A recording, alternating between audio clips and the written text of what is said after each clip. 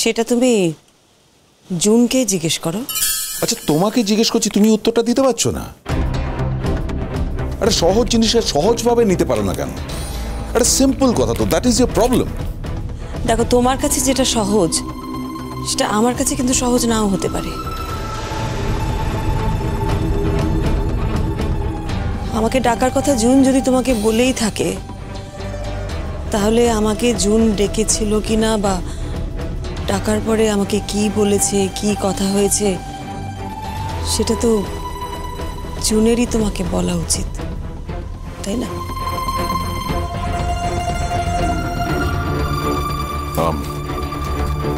সংসার খরচের টাকাটা আমি আলমারিতে রেখে দিলাম। বলছি যে আমার ওই পেন টেন গুলো একটু। হ্যাঁ দি, এই যে তোমার বল পেন আর তোমার লেটার হেড, এটাও দিয়ে দিলাম। আর তো কিছু দরকারি আছে বলে মনে হয় না, যদি থাকে তো বলো। আমি যদি কিছু লাগে আমি তো আসছি রোজ, বলেছি নিয়ে নেবো। হ্যাঁ, তুমি কি এখনই বেরোবে? হ্যাঁ, আগে অফিস যাবো, তারপর খেয়ে বেরোবে তো? রোজই তো খেয়ে বেরোই। রোজ আর আজ তো এক নয়। আমি বুঝলাম না। ঠিক আছে, এটা দিয়ে দিলাম ব্যাগে। আমি যাই, তোমার খাবারগুলো বাড়ি, দেরি হয়ে গেলে ভালো করে খাওয়া হবে না তোমার। শ্রীময়ী,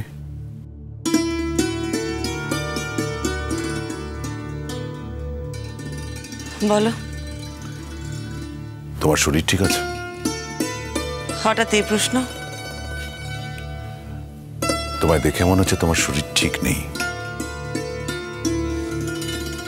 কিচ্ছু হয়নি আমার, আমি একদম ঠিক আছি।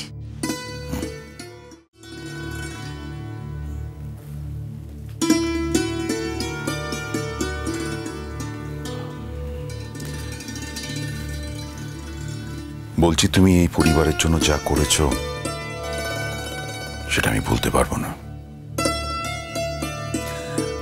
আমার বন্ধুদের স্ত্রীদের দেখি, আমার কলিগদের স্ত্রীদের, সেলফিশ, শুধু নিজেদের নিয়ে থাকে, ওদের বাবা মায়েদের দেখে না। ন্যাচারালি ওদের সম্পর্কগুলো সব নষ্ট হয়ে যাচ্ছে। তুমি সেটা হতে দাওনি এই বাড়িতে। এই সেনগুপ্ত পরিবারকে তুমি আগলে রেখেছ। আমার তোমার বিরুদ্ধে কোনো অভিযোগ নেই।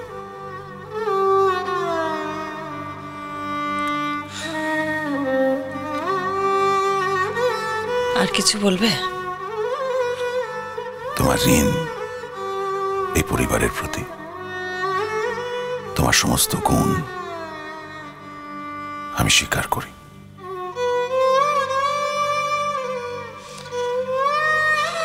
রান্নাঘরে যাই, আমার অনেক কাজ আছে, কাজগুলো সারি। টিঙ্কা রিয়াক্ট করতে পারে, আমি জুনের বাড়ি থেকে। ইমোশনাল ছেলে তো, চিৎকার চেঁচামেচি ঝামেলা করবে হয়তো ওখানে গিয়ে, অসভ্যতা। না, কিছু করবে না টিঙ্কা, কিচ্ছু করবে না। টিঙ্কা জুনের বাড়িতে গিয়ে কোনো রকম অসভ্যতা ঝামেলা কিচ্ছু করবে না, আমি তোমাকে কথা দিচ্ছি। আমি ওর সাথে কথা বলে নেব। দরকার হলে ফোন করো।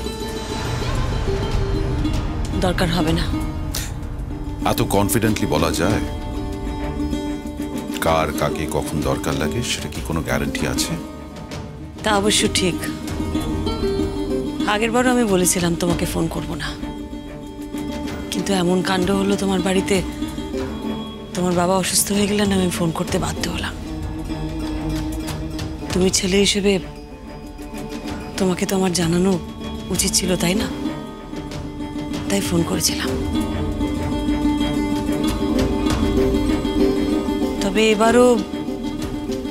এবারও যদি আমি দায়িত্বে থাকি, তাহলে অবশ্যই কিছু হলে জানাবো। আর আমি যদি দায়িত্বে না থাকি তাহলে তো। দায়িত্বে নাই থাকে মানে? আমি বাড়িতে যদি না থাকি তুমি আমার বাবা মাকে দেখবে না? আমাকেই কে দেখে তা ঠিক নেই তো। তোমার দেখাশোনার কোনো প্রবলেম হবে না। তোমার যা প্রয়োজন। আমার প্রয়োজন তুমি কোনোদিনই বোঝোনি। হাজার নতুন করে কি বুঝবে বলো তো? আমার সাথে আর কোনো দরকারি কথা আছে কি? মনে হয় নেই। তোমার যা কিছু প্রয়োজন আমি গুছিয়ে দিয়েছি, আর কিছু লাগলে বলো, দিয়ে দেবো। আমার রান্নাঘরে সত্যি কাজ আছে, আমি এবার যাই। তোমার খুব টায়ার্ড লাগছে।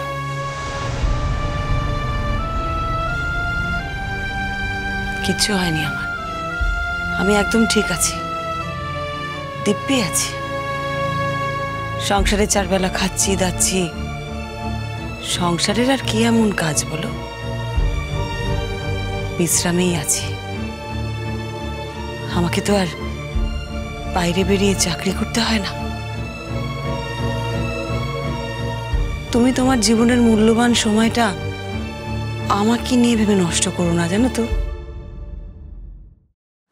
একটা কথা বলি, তুমি না জুনকে নিয়ে বুকানকে নিয়ে কটা দিন বাইরে ঘুরে এসো। তুমি কি আমাকে বিদ্রুপ করছো? বিদ্রুপ করবো কেন? ভালোর জন্যই বলছি। কটা দিন বাইরে ঘুরে এলে তোমাদেরও ভালো লাগবে, বুকানেরও ভালো লাগবে।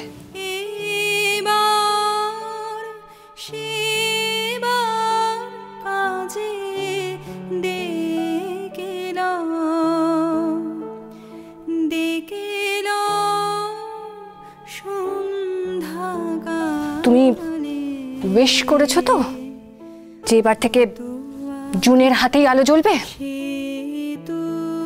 এবার থেকে জুনই আলো জ্বালাবে। তোমার স্বামী তোমাকে ডিভোর্স দেবে বলে পাগল হয়ে গেছে। ও চাইছে তোমাকে ডিভোর্স দিয়ে আমাকে পাকাপাকি ভাবে ওই বাড়িতে নিয়ে যেতে। তোমার সঙ্গে যখন আমার বিয়ে হয়েছিল তখন তুমি শুধুমাত্র আমার স্বামী ছিলে। তারপর তুমি আমার ছেলে মেয়ের বাবা হলে। তুমি যখন ওদের ওই খাতায় মলার দিয়ে দিতে না, আমি অবাক হয়ে দেখতাম। আমার খুব ভালো লাগতো, জানো তো। আমি খুব এনজয় করতাম। কাগজে কলমে আমাকে ডিভোর্স না করলেও মনে মনে তুমি আমাকে অনেকদিন আগেই ডিভোর্স দিয়ে দিয়েছো, সেটা আমি খুব ভালো করে জানি। আমি যদি সত্যিই বুদ্ধিমতী হতাম তাহলে এতগুলো বছর গাধার মতন তোমাদের সংসারে খেটে হাতে শূন্য নিয়ে বসে থাকতাম না। বিশ্বাসঘাতকতা নয়, 25 বছর পর যদি কোনো স্ত্রী দেখে যে তার স্বামী অন্য একজন মহিলার সাথে সম্পর্কে রয়েছে আর তার স্বামী তাকে বলছে সে তাকে ডিভোর্স করতে চায়, এটাকে বিশ্বাসঘাতকতা বলে না তো কি বলে? তুমি বলো, কি বলে?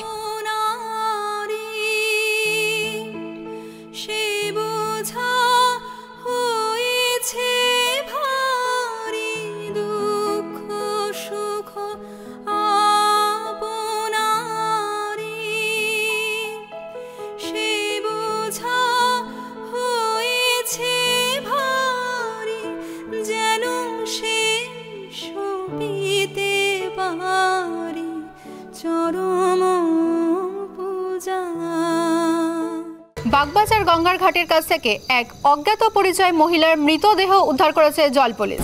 জানা গেছে সকলে ভেবেছিল মহিলা স্নানের উদ্দেশ্যে গঙ্গার ঘাটে নেমেছিল, কিন্তু তারপরেই ক্রমশ সামনের দিকে এগিয়ে যায়। প্রত্যক্ষদর্শীদের মধ্যে অনেকেই তাকে বাঁচানোর চেষ্টা করেছিল, কিন্তু সেই সময় নদীতে ভরা জোয়ার থাকায় তাকে বাঁচানো সম্ভব হয়নি। বলো, এবার খুশি তুমি? মা শেষ হয়ে গেছে খুশি? উত্তর দাও, উত্তর দাও।